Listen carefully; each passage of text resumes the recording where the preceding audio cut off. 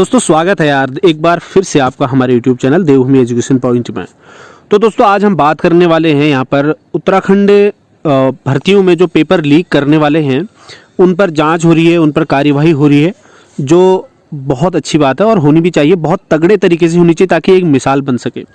और दूसरा बात, उन पर मैं अभी बात नहीं करूँगा क्योंकि हम पिछले कई दिनों से उन पर निरंतर बात करते जा रहे हैं। अभी मैं बात करूंगा उन अभ्यर्थियों पर जो लोग पेपर खरीद रहे हैं और जैसे यूके SSC में और फिर उसके बाद यहाँ पर यूके PSC में, और उनके साथ क्या होना चाहिए। ठीक है, तो कहीं ना कहीं वो भी दोषी है। जब यूके SSC में इतना कुछ हुआ और उसके बाद भी ये लोग जो है बाज नहीं आते अपनी हरकतों से, इतना पैसा खर्च करके ये लोग उसमें शामिल होते हैं, ऐसी हरकतों को अंजाम देते हैं, तो इन लोगों पर भी कार्यवाही होनी चाहिए। कहीं ना कहीं ये भी दोषी हैं, बहुत बड़े दोषी हैं। ठीक है, तो यहाँ पर जो बात निकल कर आ रही है, जो फैसला लिया जा रहा है STF के द्वारा या विभाग के द्वारा, तो उस पर जो है आप लोग कितने संतुष्ट हैं। ठीक है, इस पर मैं आगे आपको बताऊंगा। तो आप लोग कितने संतुष्ट हैं और आप लोग क्या समझते हैं, कमेंट करके हमें भी जरूर बताएं। आपके कमेंट हमारे लिए वैल्यू रखते हैं और उनको हम अगले वीडियो में जो है दिखाएंगे भी। दोस्तों यहाँ पर मैं कह रहा हूँ कि 3 साल के लिए इनको जो है पेपर में बैन किया जाएगा। सबसे पहली बात तो जो अभ्यर्थी ऐसी हरकतों में जो पकड़े जा रहे हैं ना, उनके नाम जो है उजागर होने चाहिए, उनके नाम फोटो के साथ जो है सभी को पता चलने चाहिए, है ना। अगर वो भी मुजरिम है ना, जब कोई क्राइम करता है तो मुजरिम का नाम पूरे मीडिया में आता है, उनकी ठीक है, उनकी फोटो और वो सारी चीज़ें आनी चाहिए, उनकी पहचान होनी चाहिए। ठीक है, ताकि फ्यूचर में कोई अन्य लोग ऐसा करने से डरें। ठीक है, तो ये चीज़ होना चाहिए। दूसरा, इन लोगों को कम से कम 10 साल के लिए बैन करना चाहिए, ना कि 2 साल के लिए, 3 साल के लिए। ठीक है, तो ये मेरा मानना ऐसा है। आप लोगों को क्या लगता है, आप लोगों के कमेंट आते हैं, हालांकि मुझे पता है आप लोग क्या चाहते हैं, आप लोगों का क्या मानना है, लेकिन यहाँ पर जो नकलची हैं, जो ऐसे अभ्यर्थी हैं जिन लोगों ने 5 लाख 10 लाख 15-20 लाख रुपए दे करके ये काम ऐसे करतूतें कर रहे हैं, उन लोगों के लिए ये दोस्तों यहाँ पर जो कोई भी परीक्षा में, उत्तराखंड में होने वाली किसी भी परीक्षा में वो शामिल ना हो सके। अगर ऐसे कड़े कानून बनेंगे तो फिर कोई भी अभ्यर्थी या कोई भी ऐसे लोग जो इन कामों में संलिप्त रहते हैं, तो उनकी हिम्मत नहीं होगी कि ऐसा फ्यूचर में कभी कर सके। अगर कोई करे तो फिर उसको इसका अंजाम भुगतना पड़े। तो ये चीज़ें हमारा मानना है। आपका क्या मानना है? तो देखिए, यहाँ पर भर्ती पेपर जो खरीदने वाले उन पर बैन लगा है, उन पर 3 सालों का बैन लगा हुआ है। स्पेशल इन्वेस्टिगेशन टीम यानी कि SIT ने पटवारी भर्ती परीक्षा के प्रश्न पत्र लीक करने के मामले में अभ्यर्थियों पर शिकंजा कसने की तैयारी की है। 31 अभ्यर्थियों को चिन्हित करने के बाद अब पूछताछ की प्रक्रिया पूरी की जाएगी। भर्ती में धांधली करके पटवारी बनने का ख्वाब देखने वाले 31 अभ्यर्थी अन्य परीक्षाओं में भी शामिल नहीं हो पाएंगे। इसको लेकर कार्यवाही होनी तय है। बिल्कुल सही बात है, ऐसा ही होना चाहिए।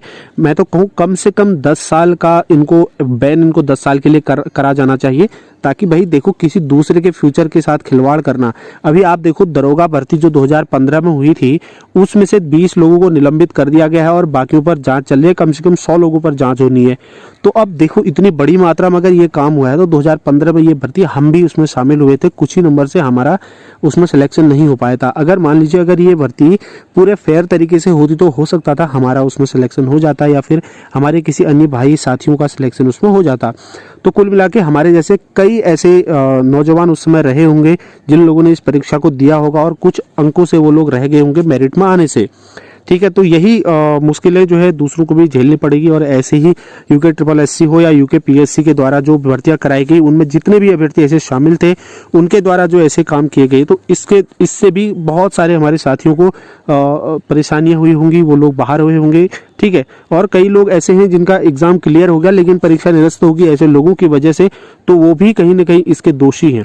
ठीक है, अब उनका क्या कसूर है? जिन लोगों ने परीक्षा दी है, अच्छे अंक लेकर आए हैं, पास हुए हैं, ठीक है, उम्मीद कर रहे थे कि हमारी इस बार अब जो है हम ज्वाइन कर लेंगे, लेकिन परीक्षा ही निरस्त हो गई, तो उनका तो सब कुछ किया धरा जो है वही हो गया कि कुछ कहीं नहीं रहा, ना आगे ना पीछे।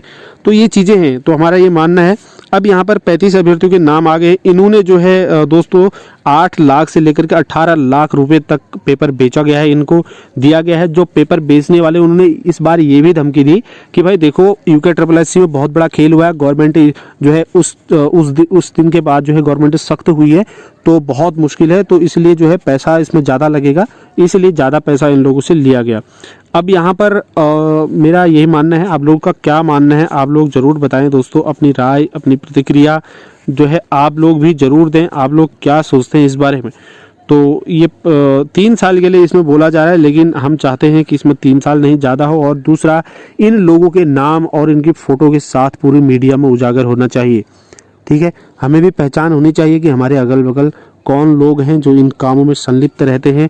ठीक है, जब ये लोग ऐसे ही पैसे देके नौकरी लगने के बाद जो है, पैसे देके नौकरी लगने के बाद ये लोग जब बनते हैं, जॉब में लगते हैं, तो बड़ी धौंस दिखाते हैं कि हमने ये कर दिखाया।